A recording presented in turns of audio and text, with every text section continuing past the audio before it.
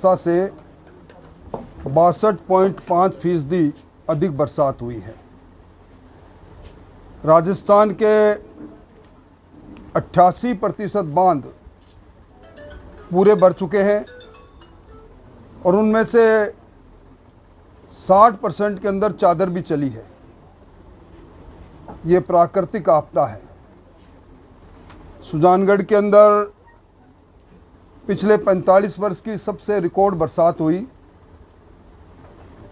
और बरसात के कारण लो लाइन एरिया के अंदर जहां परंपरागत रूप से गंदे पानी की गिनानियां बनी रही, वहां पानी और आ गया और उसके कारण से बड़ी संख्या के अंदर घरों के अंदर पानी पहुंचा।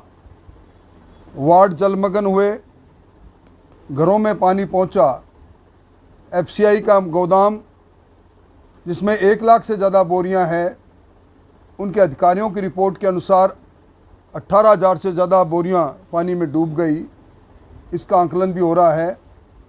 मुख्यमंत्री जी ने विधानसभा में 3 दिन की छुट्टी और उसमें प्रत्येक विधायक को और मंत्री को अपने अपने बाढ़ग्रस्त क्षेत्रों में जाने का निर्देश दिया। उसके अंतर्गत अभी हमारे प्रभारी मंत्री यहाँ दौरा करके गए हैं।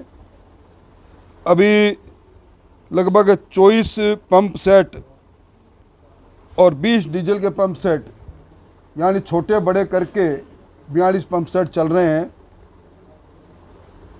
और एसडीआरएफ और एनडीआरएफ की टीमें पूरे राजस्थान में तैयार है, यहाँ भी तैयार है। जिला स्तर पर टोल फ्री नंबर जारी कर दिया गया है और यहाँ जितने भी जगह पर जहाँ आवश्यकता थी वहाँ फूड पैकेट बांटे जा रहे हैं। पर इसके पश्चात भी निश्चित तौर पर और अधिक कार्रवाई की आवश्यकता है। पानी ज्यों कम होगा बीमारियां फैलेगी, मकान गिरेंगे। आज जिला कलेक्टर ने सर्वे करने का आदेश दिया है। मैं भी आज मुख्यमंत्री और मुख्य सचिव से बात करके सुजानगढ़ की हालात उनको बताऊंगा और हम तो ये कहेंगे कि जो नुकसान हुआ है, नॉर्म्स बने हुए हैं एसडीआरएफ के और एनडीआरएफ के, उसके अनुसार सबका मुआवजा समय पर मिले। पूरे ज़िले के अंदर मूंग की फसल बुरी तरह प्रभावित हुई है इस अतिवृष्टि से। दूसरी फसलें भी प्रभावित हुई है और सरकार मुस्तैद है। पर उसके साथ ही सबसे बड़ा दुर्भाग्य ये रहा कि जो पूर्ववर्ती सरकार की अमृत योजना थी वो विष योजना बन गई।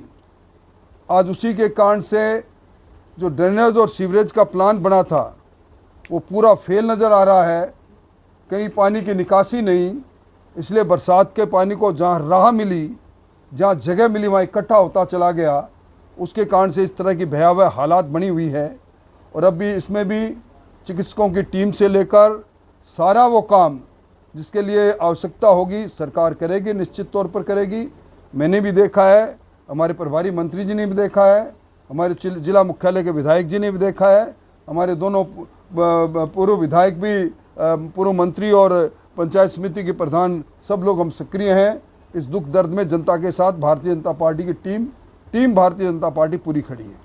सरकार कहीं ना कहीं सुजानगढ़ के साथ सोचकर व्यवहार करे, क्योंकि ड्रेनेज जो पैसा है अभी तक नहीं मिल पाया। ड्रेनेज की योजना काफ़ी समय से, देखिए ड्रेनेज की योजना यहाँ प्रारंभ से ही संदेह के घेरे में चली आई।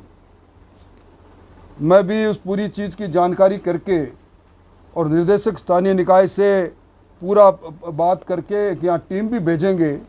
अगर राशि रुकी हुई तो उसकी बात भी करेंगे और राशि का दुरुपयोग हुआ तो उन लोगों को भी कटघरे में खड़ा करने से हम चूकेंगे नहीं। उस काम को भी हम निश्चित तौर पर मुस्तैदी से समयबद्ध पूरा करेंगे। सर, सांसद राहुल कस्वा ने अमृत योजना के तहत मिले 150 करोड़ की योजना में भ्रष्टाचार के आरोप लगाए। अगर उन्होंने भ्रष्टाचार के आरोप लगाए हैं तो ये काम नगर परिषद किसकी है? नगर परिषद के अंदर इस शहर का शासन किसके हाथ में है? और इस अमृत योजना कंसीव कब हुई थी? उस समय वही पार्टी थी जिस पार्टी के राहुल कस्मा हैं। अगर उन्होंने आरोप लगाए हैं तो मैं उनके आरोप के साथ अपनी आवाज़ को मिलाते हुए निश्चित तौर पर उनके आरोपों के आधार पर हम जांच कराएंगे। यहाँ के स्थानीय जो सरकार बनी हुई है निकाय की सरकार, उसको कटघरे में खड़ा करेंगे और दोषियों को टांगने का काम करेंगे। 15 दिन में जिस तरह से पानी की निकासी बहुत ही कम हो पाई, तो इसमें कहीं न कहीं प्रशासन का क्या मानते हैं कि पूरी तरीके से मुस्तैदी से काम नहीं हुआ, या कि वो सुजानगढ़ को लेकर सीरियस नहीं थे? नहीं, सीरियस है। कलेक्टर भी कई बार यहाँ आए, पर यहाँ मैं एक बात कहने में चूक नहीं करूँगा कि यहाँ की नगर पालिका को जब पहले निर्देश आ गए थे बरसात से पूर्व, जून महीने के अंदर सारे नगर पालिकाओं में निर्देश दे कि लो लाइन एरिया जहाँ है उसको खाली किया जाए, पानी की निकास के लिए जो व्यवस्था है उनको दुरुस्त किया जाए, जितने भी मोटर है स्टैंड बाई मोटर रखी जाए, मोटरें ठीक रहे, पंप ठीक रहे, इसका लिए एक पूरी चेकलिस्ट भेजी थी। इन्होंने उसके आधार पर काम नहीं किया। आज घड़ियाली आंसू बहाने से कुछ नहीं होगा। हर गलती उत्तरदायित्व मानती है, उत्तरदायित्व जिनका है उनको सोचना चाहिए था। आज पूरे ज़िले के अंदर हम जिला प्रशासन की बात करें, हमारे लगभग 13 नगर निकाय हैं अलग अलग छोटे बड़े कस्बों में। उन पर हर एक पर निगाह अगर किसी की रहेगी तो सबसे पहले अगर दोषी होगा तो उस निकाय को चलाने वाला शासन और प्रशासन होगा।